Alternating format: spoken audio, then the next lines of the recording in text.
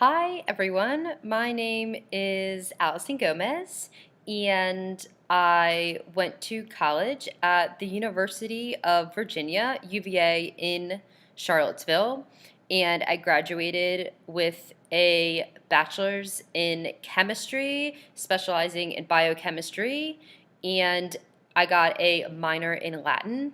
Immediately following UVA, I wanted to go to medical school. So I worked for a year as a scribe at the UVA emergency department for various and many reasons.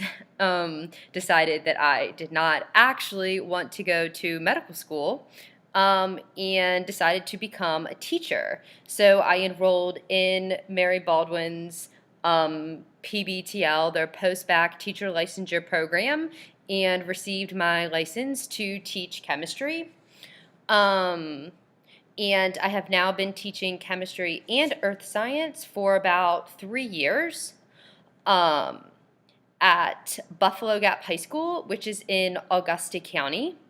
It's a very small school, about 500 students, and very rural, and very low income as well.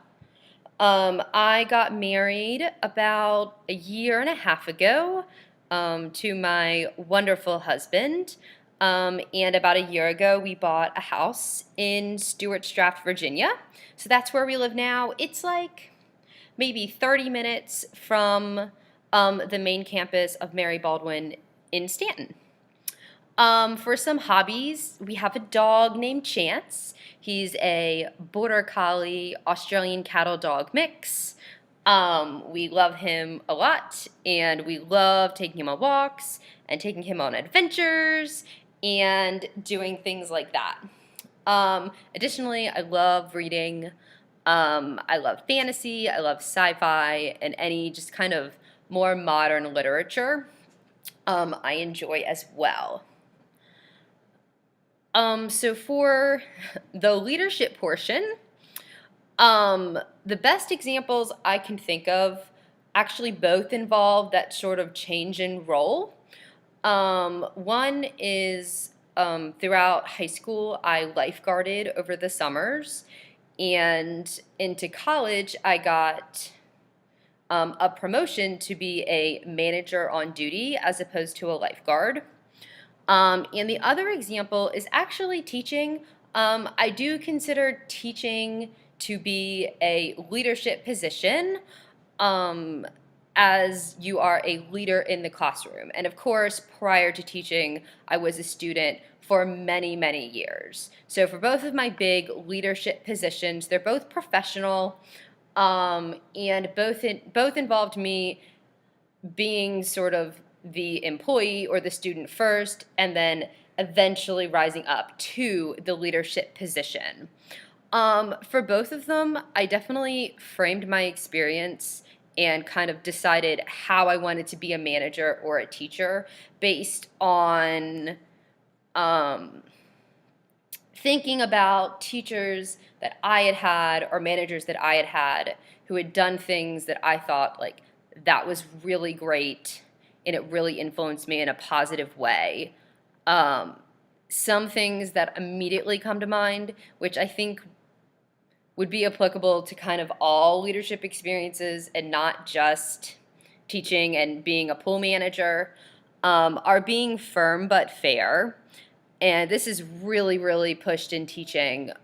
So setting realistic expectations and fair punishments for when things don't go right, which happens. Another one is I try to never ask students or when I was a manager, employees to do something that I would not have enjoyed doing myself or just would not have wanted to do myself.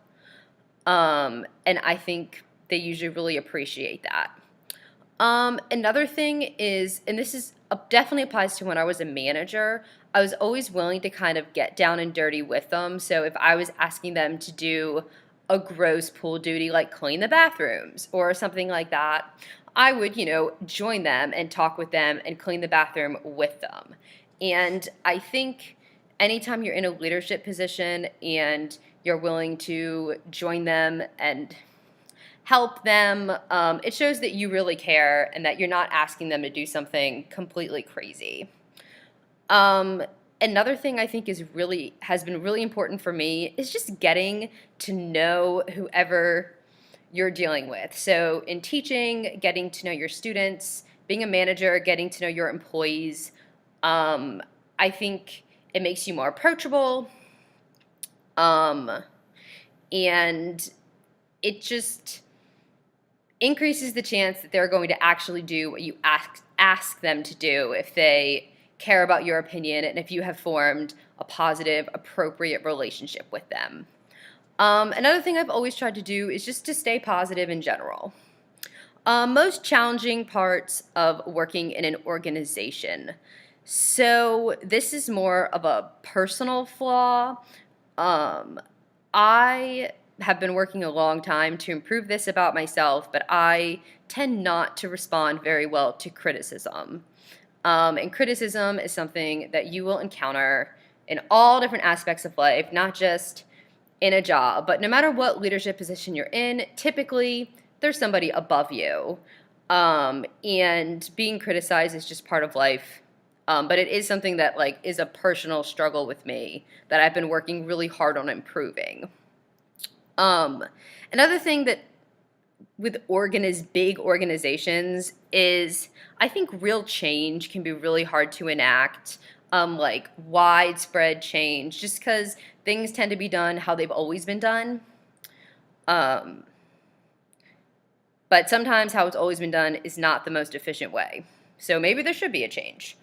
And I also think, and this might be more specific to teaching, but sometimes we kind of end up having to do things because our boss's boss would like to enact this whole new thing in the county. And sometimes they're so far removed from the classroom that it's not actually what's best for the teachers or the students. But we end up having to do it anyways, even though we had very little input. And I think everyone loves having input. So that's just my 2 cents. Unfortunately, I've had very little official leadership experience, and I've never really taken a class or read too many books on it. So I'm excited for this class and to learn how to be a better leader, and I'm hoping that I can actually use some things that I learn, right now in my classroom. So nice to meet everyone. This is my 3rd master's class to get my master's in higher education. Bye, guys.